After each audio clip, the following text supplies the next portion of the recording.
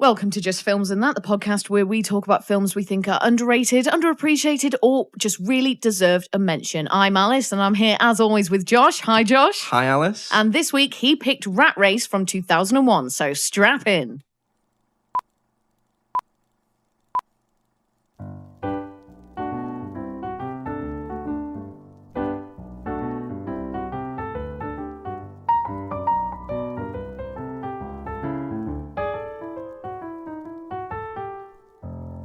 So, Josh, it was your turn to pick this week, and you picked Rat Race from 2001, so spoiler warning for that if you haven't already seen it. So, Josh, what is it about, and why did you pick it? So, Rat Race is a film about a group of people who all find themselves in the same casino/hotel. They win a little token on the gambling machines and are called to a conference room where the owner of the hotel, who's an eccentric millionaire, billionaire, played by John Cleese, tells them there is $2 million in a locker several hundred miles away. They've all got a key. First one there gets the money. And that's it. That's what it's about. It's got an ensemble cast. So yeah, that's what it's about. Why I picked it. So I picked this because I think it's underrated. It's a really good ensemble cast.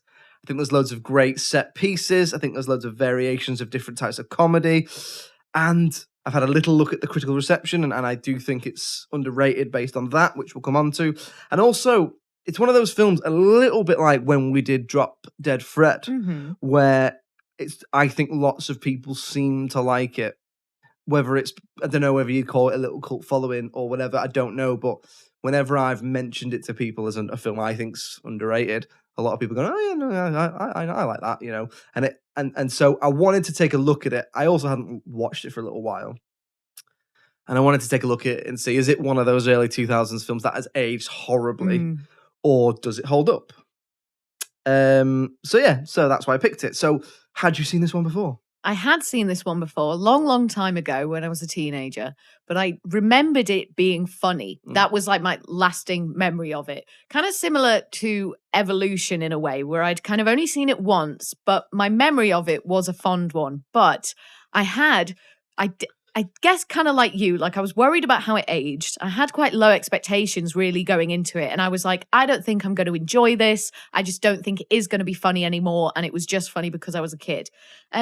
But I was actually pleasantly surprised. And it was actually maybe even funnier than I remembered. And like you say, they're all kind of like, they're like little set pieces, aren't they? It's kind of like the writers or whoever were just like, we want this selection of scenarios to happen. Let's make this happen. Because the characters do just find themselves in like just the wackiest scenarios, trying to get from Vegas to Mexico City, is it? Yeah, Silver City, New Mexico. New Mexico. Excuse me, not Mexico City. Is a lot further than New Mexico. in New Mexico. So it was all really interesting, and a lot of the side characters are really good. Like you say, the ensemble cast. So many familiar faces in this. You got what? Cuba Gooding Jr., Whoopi Goldberg, John Cleese, Amy Smart. She pops up in a lot of the films that we pick. She pops up in a lot of the films that we pick. Oh no, actually, or maybe the guest pick, because she was in Butterfly Effect and Just Friends, wasn't she? She was, yeah. Interesting. Is this our first non-guest Amy Smart film? What a niche. The guy whose name I always forget, but he was in Road Trip, but he was on it with. That's the one. Yeah. Rowan Atkinson. Rowan Atkinson, of course. Yeah, the guy from Jurassic Park. Yeah, Wayne Knight, the guy from Jurassic Park. Yeah. And loads of them that were kind of like that. It's like, oh, it's that guy from that thing, or it's that woman from that thing. Seth Green, of course. How can we forget? And then his mate, who he's with as well. His brother, with the weird piercings. Pretty familiar. Yeah. So I actually really enjoyed it, and I thought it was just kind of good, fun viewing. Really didn't take itself too seriously, with a lot of really like extreme scenarios, quite extreme and almost quite absurd comedy. Cartoonish, I thought, isn't it? Yeah, it is definitely. How did you feel about it, sort of coming away from it this time around? So I was also trepidation going into it because I was thinking, has this going to have aged poorly? And like you, I enjoyed it a lot more than I thought I was going to, because I remember it being really funny. So when I first watched this film, again, I was probably a teenager as well. And I remember there's certain scenes I think it might be one of the most I've ever laughed at a film. Oh, wow. Even as a teenager. Yeah. So you know the bit where the two brothers are chasing the guy who's cloned the key and is trying to beat them to it. Mhm. And basically they get into this slapstick scenario where it's one of them, it's a little bit Tom and Jerry, where they ended up getting almost run over by their own car. Mhm. And just that set piece, I just remember crying, Really? laughing Yeah. at. And obviously I was a lot younger, and it still made me laugh, obviously, but there was loads of other stuff I really liked. So like I've already said, it's all because it's got this big, great ensemble cast of lots of really accomplished comedy actors. It's almost like a series of sketches. Mhm. Yep. So that I think that's really good. Now, obviously, comedy is subjective. So I'm not saying that there's something in there for everyone. And by no means, and this is something I like about it, by no means is it pretending to be highbrow Mhm. or pretending to take, or it doesn't take itself seriously. But I do think there's lots of different really good types of comedy in there done really well. So you got slapstick, you got physical comedy, you got farce, you got cartoonish comedy, you got things that are sort of referential, that reference, things from history.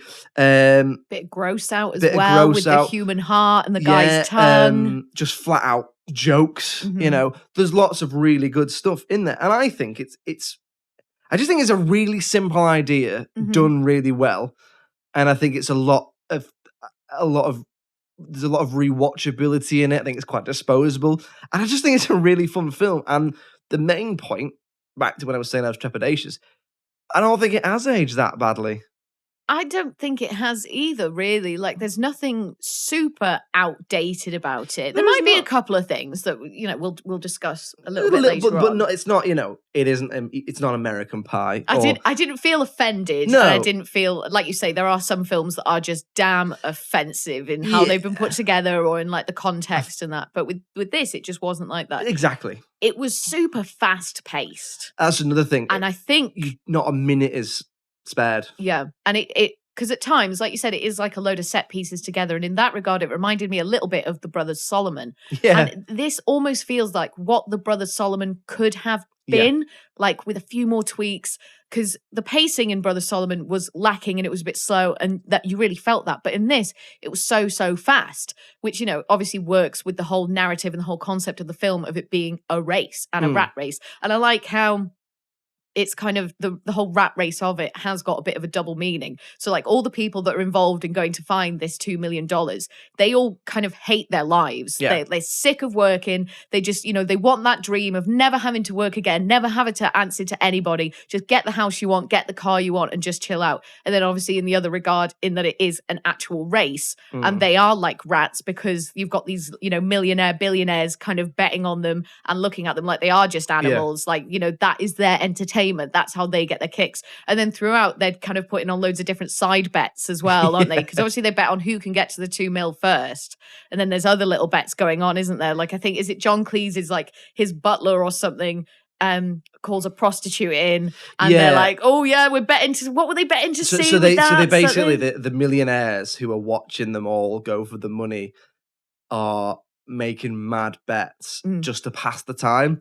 So it's like things like they fly on a plane to New Mexico and they get the pilot to like flip the plane loads to see who'll throw up first. Or there's one bit where they hire a prostitute and they have one of them ask her to do a really weird, straight. It's not even like it's not even sexual. It's just like, it's like, I want you to shave me. It's and clipping his toenails and like all mad stuff like that. And then they bet, how much would that cost? So they do have all these mad bets and stuff. And that's another thing. Like, it's obviously a comment on rich versus poor or whatever. But the point you're making there about the rat race is obviously is really interesting because they're all in the rat race, so to speak, and they're all in a race. And also, every single character in this film is an absolute scumbag. Yeah, they're not the best, are they?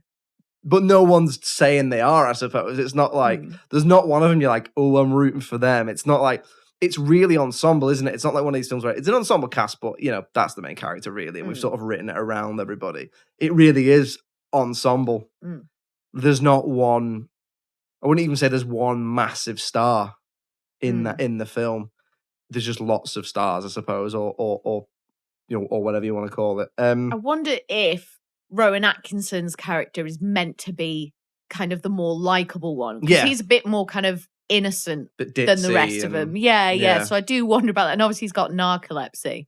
So I wonder about that. But yeah, you're not really like rooting for any specific one. And like No. you say, they are kind of all a bit equal in that Yeah. it's like this equal ensemble, and you haven't got these like the two superstars or whatever that are really carrying it. It is just kind of very evenly spread across all the characters. Something I was interested to sort of ask you is when you look at because we've talked about this before, when you're watching a comedy film, what do you look for? Is there a particular era of comedy that you go back to, or is there a particular style, or are you just whatever sort of floats your boat at the time? Yeah, I don't really think like I'm so open to anything. Yeah. And like, because in my mind, I always think that I prefer kind of more subtle, like not just joke telling and not just gags and not just set up punchline, Like Coen Brothers film or something like that. Yeah, definitely. yeah. That is a great example. Yeah. Like it's all in the words. It's Yeah. all in the attitude. It's not jokes. It's like these really kind of sometimes dangerous, sometimes very normal scenarios, but then comedy comes from that. Whereas this, it's very big, it's very extreme, it's silly. It's monster trucks running over cars, and it's a helicopter pilot throwing paint down on her ex-boyfriend's car and all this stuff. Like it's all very, very big. The funniest thing, the thing that really took me in this film was the whole narrative around the Barbie Museum. You've got John Lovitz and his wife and children, and From they're Hocus driving. Pocus. Yeah. Oh, yes. I knew I recognized her. So they're driving along and they see the sign for the Barbie Museum. So the daughter's like, oh, can we go? Can we go? So they're like, okay, sure. But then it turns out to be a museum run by and dedicated to the Nazis. So you've got this whole thing there and kind of the awkwardness of that.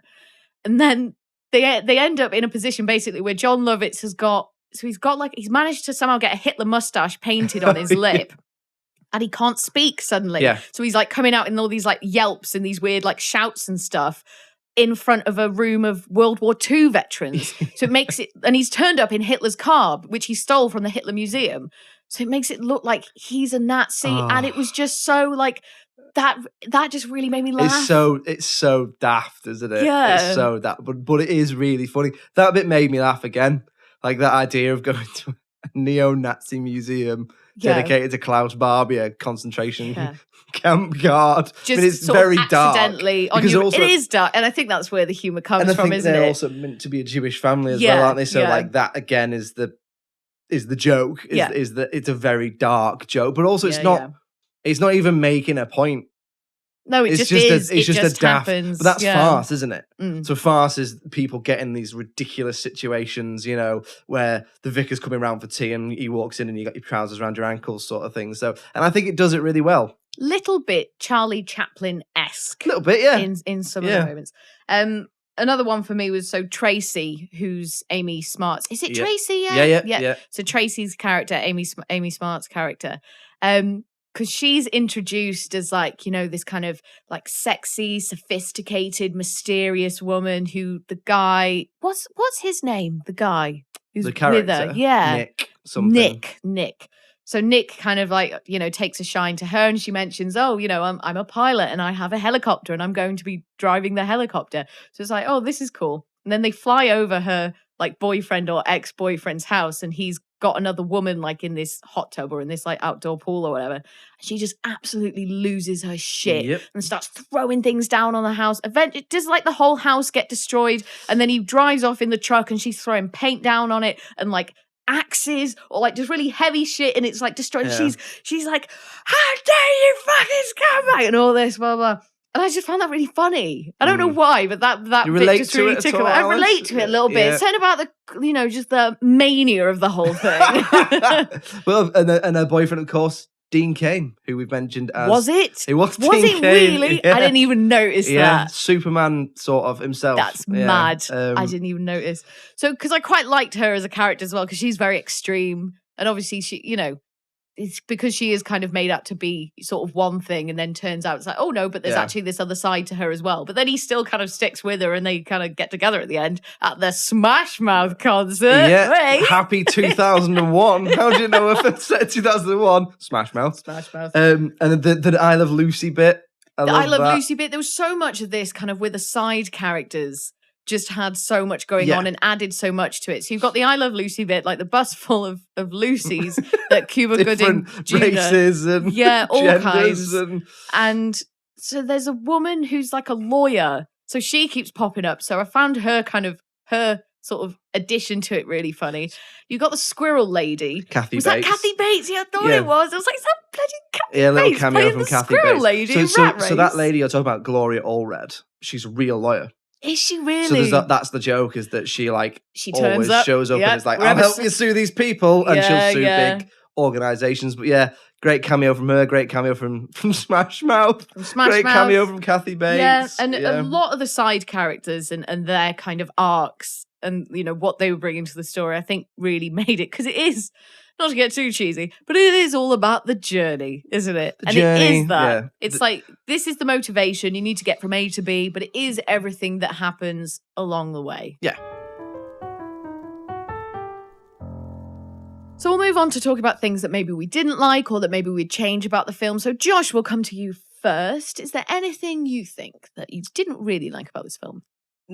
There's not really, to be quite honest with you. Not loads. There's a little bit of like random exposition just written into the dialogue. It's a little bit cliched at points. Like there's the bit where, and again, this probably ties into the fact that it's and I'm not going to labour this point at all, but it's aged a little bit poorly. So it's back when it was like sort of acceptable to seemingly laugh at people with disabilities.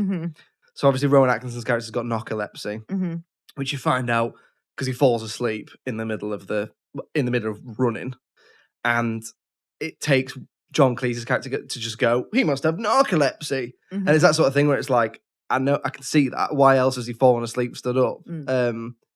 So I suppose that's a little bit maybe show don't tell. Yeah. So for example, like Amy Smart's character, you know, he assumes that she's not a pilot when she is a pilot at one point. Because she's a woman. Because she's a bloody woman and they can't drive cars, so why could they fly helicopters? Know what I mean, gents? Know what I mean?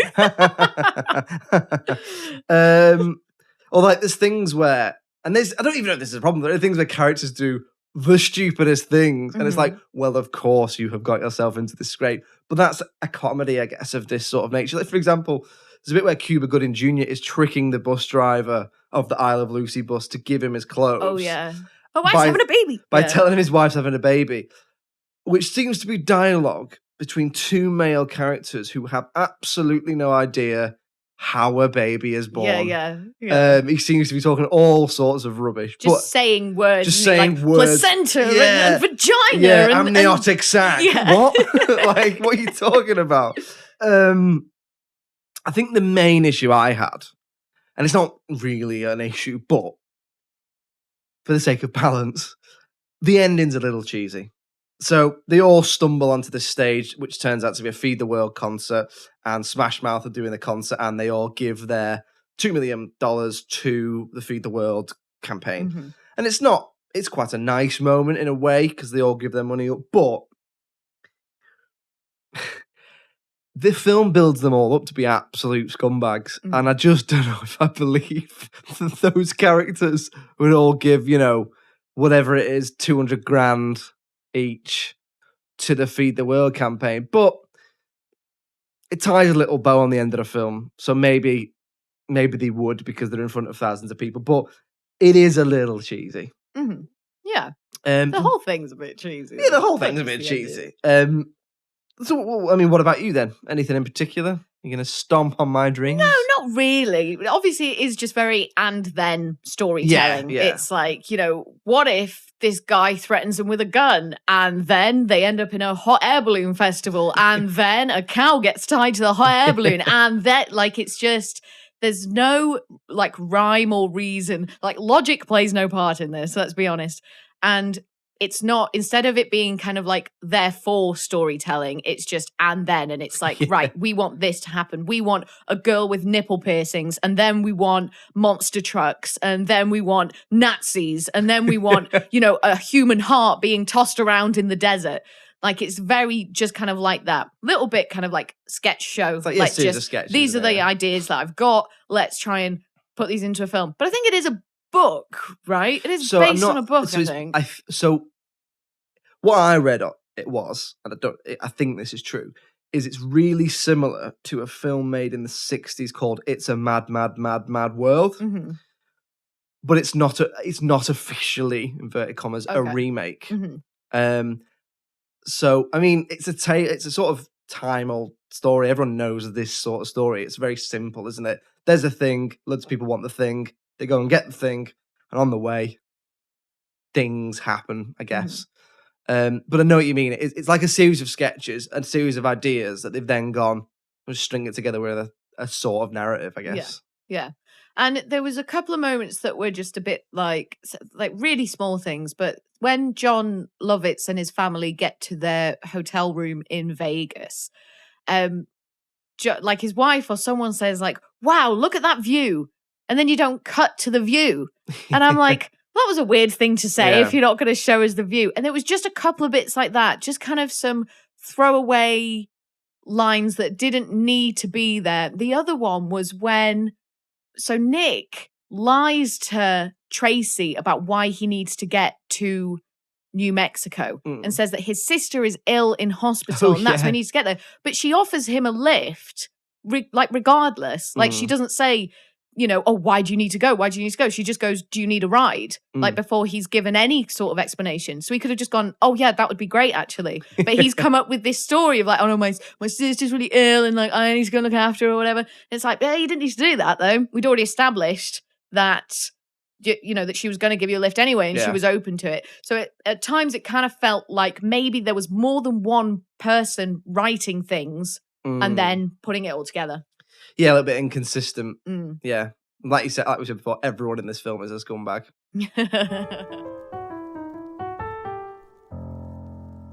So we're going to move on to talking about the critical reception in a moment. But before then, much like the characters in the film Rat Race, Alice is going to take us on a journey, except there's not $2 million at the end of it, I don't think, but maybe there is. No, but there is a rodent association because we're going to go down the rabbit hole in this bit that we're going to call Alice Down the Rabbit Hole. So we're going to talk about the secret star of this film. That's right, it's the rental car trainee, or Guy Cohen. Guy was born in Israel in 1980, and when he popped up in Rat Race, I thought, that dude looks familiar. Turns out Guy is the guy from The Offspring's music video for Pretty Fly for a White Guy, and funnily enough, only got the gig because Dexter Holland's first choice, Seth Green, wasn't available. Guy ended up going out on tour with The Offspring, making appearances on stage during that song, doing big comical dances that were apparently very well received by the audience. In an interview with Spin, he said, I do the Running Man, I do the Roger Rabbit, I get down on the floor and freak the ground. Oh man, people just explode. Once whilst watching MTV, he noticed that one of the members of NSYNC was wearing the same outfit he was wearing in that video. Guy later reprised his role as Pretty Fly White Guy in The Offspring's follow-up single, Why Don't You Get a Job? Guy hasn't been too busy since, with just 7 acting credits listed on his IMDb page, but one thing's for certain, he'll always be the best damn rental car trainee guy I've ever seen. And that was Alice Down the Rabbit Hole. That's the best one you've ever done. Do you think I'm pretty fly? No, Josh. What? It doesn't matter. I'll stop trying to be funny now. Let's move on to talk about the critical reception then. So I've alluded to earlier that it didn't do amazingly, which is why I picked it as underrated. So what do you think? How did it do critically? Interesting one, because I think from a critical point of view, putting my critic's hat on, there is a lot wrong with it in terms of how the story's put together, in terms of some of the kind of pointless bits of dialogue that kind of don't really go anywhere. But from an audience point of view, I do reckon it did well, and I still found it funny now. I reckon we're at least looking at like a mid-6, right? I'm going to say like a 6.5. Be quite generous, I reckon. Okay, and that's from the critics or just in general? In general. I think that's a good average to think of. So, as ever, you're not far wrong. I'm so good at this. You are. It's almost like you read it beforehand. I know you don't. Never. I would never. I know. So, according to IMDb, at time of recording, it gets 6.4 out of 10. Okay. And on Rotten Tomatoes, from the audience, it gets 64%. Okay. Which is bang on with the IMDb. Yeah. But from the critics, it gets 44%. Okay. Now, I know what you're saying with the critics. It's not very populist. It's quite daft. Quite silly. It's probably quite immature. It's It not the is sort of those film a things. critic would gush over. No, I mean, it's not Schindler's List. It's not Schindler's List. And I think if you were to spend a little while trying to find similarities between the two films, other than the Nazi bit, Oh, yeah. there's probably not any. So for me, 44%'s harsh. I do think that is a little bit harsh. I think there's a lot to it, and like the performances I thought were all really good. So the difference of 20% between the critics and the audience, I think, tells a story for me. I'm not saying it's a masterpiece. I probably rate it slightly higher than 64%. But if we're going off the critical reception, I think it's underrated. What about you? I think I would agree. I think it is funny, and some of the jokes do hold up. And you know what? If someone hadn't seen it, I probably would recommend to watch it. As like a bit of fluff, as like a fun one. A daft, like, Saturday night comedy. You don't have to concentrate. And if you like comedy as well, like, there is a lot in there to enjoy. Like you said, there's so many different types of comedy going on and different kind of jokes going on as well. That is underrated. But I would say the audience score, the IMDb score, I would say that's about appropriate. But critically underrated? Yes. So we're saying underrated. Yes, go on. It can enter the underrated pile. So there we go. We shall add Rat Race to the ever-growing underrated film pile. I think at this point we're going to have to call it the underrated film vault. So, yeah, underrated for Rat Race. So, Alice, it is your turn to pick for next week. What are we watching? Josh, for next week, we're going to be watching Just My Luck. Just My Luck. Okay. And I'll say no more. Okay, well, join us next week where we're going to be watching and talking about Just My Luck. In the meantime, if you'd like to get in touch with us, the email address is filmsandthatpod@gmail.com. We're on all the social medias. Just search for Just Films and That Pod on Twitter, Facebook, Instagram, TikTok, wherever you get your social medias at. And join us next week for Just My Luck. Alice Oliver, thank you for joining me as ever. Pleasure as always, Josh, and thank you. And it's goodbye from me. Cheerio. Bye.